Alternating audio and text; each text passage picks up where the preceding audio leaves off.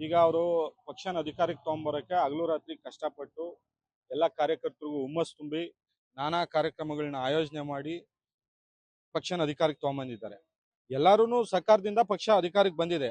ಆದ್ರೆ ಇವತ್ತು ಮುಂದಿನ ದಿನಗಳಲ್ಲಿ ಕಾಂಗ್ರೆಸ್ ಪಕ್ಷಕ್ಕೆ ಡಿ ಕೆ ಶಿವಕುಮಾರ್ ಅಂತವ್ರನ್ನ ಸಿಎಂ ಮಾಡಿ ಒಂದು ಮಾಡಿದ್ರೆ ಅವರು ಕರ್ನಾಟಕದಲ್ಲಿ ಅಲ್ಲ ದೇಶದಲ್ಲಿ ಕೂಡ ಪಕ್ಷ ಕಟ್ಟಂತ ಕೆಲಸ ಆಗ್ತದೆ.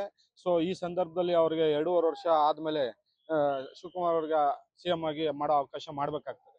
ಎಲ್ಲೊಂದ್ ಕಡೆ ಸಿಎಂ ಸ್ಥಾನ ಬಿಟ್ಕೊಟ್ರೆ ನನಗಿಂತ ಹೆಚ್ಚಾಗಿ ಕಾರ್ಯಪ್ರವೃತ್ತಿ ಬರ್ತಾರೆ, ಪ್ರವರ್ಧಮಾನಕ್ಕೆ ಬರ್ತಾರೆ ಅಂತ ಹೇಳಿ ಸಿಎಂ ಸ್ಥಾನ ಬಿಟ್ಕೊಡ್ಲಿಕ್ಕೆ ಆಗ್ತಾ ಇಲ್ವಾ ಅಂತ. ಅಲ್ಲ, ಈಗ ಯಾರು ಪ್ರವರ್ಧಕ್ಕೆ ಬರ್ತಾರೆ ಬರಲ್ಲ ಅನ್ನೋದಲ್ಲ ಪ್ರಶ್ನೆ. ಇವತ್ತು ಲಕ್ಷಾಂತರ ಕೋಟ್ಯಾಂತರ ಕಾರ್ಯಕರ್ತರ ಬೈಕೆ ಅದು ಡಿ ಕೆ ಶಿವಕುಮಾರ್ ಅವರು ಸಿಎಂ ಆಗ್ಬೇಕು ಅಂತ. ಸೊ ಕಾಂಗ್ರೆಸ್ ಪಕ್ಷ ಅಧಿಕಾರದಲ್ಲಿ ಇರಬೇಕು ಅಂತ. ಕಾಂಗ್ರೆಸ್ ಪಕ್ಷ ಮುಂದೇನು ಅಧಿಕಾರಕ್ಕೆ ಬರಬೇಕು. ಕಾಂಗ್ರೆಸ್ ಪಕ್ಷದ ಕಾರ್ಯಕರ್ತರಿಗೆ ಏನ್ ಬೈಕೆ ಇದೆ ಆ ಬೈಕೆ ಈಡೇರ್ಬೇಕು. ಸೊ ಹಂಗಾಗಿ ಡಿ ಕೆ ಶಿವಕುಮಾರ್ ಅವ್ರನ್ನ ಸಿಎಂ ಆಗಿ ಮಾಡ್ಬೇಕು.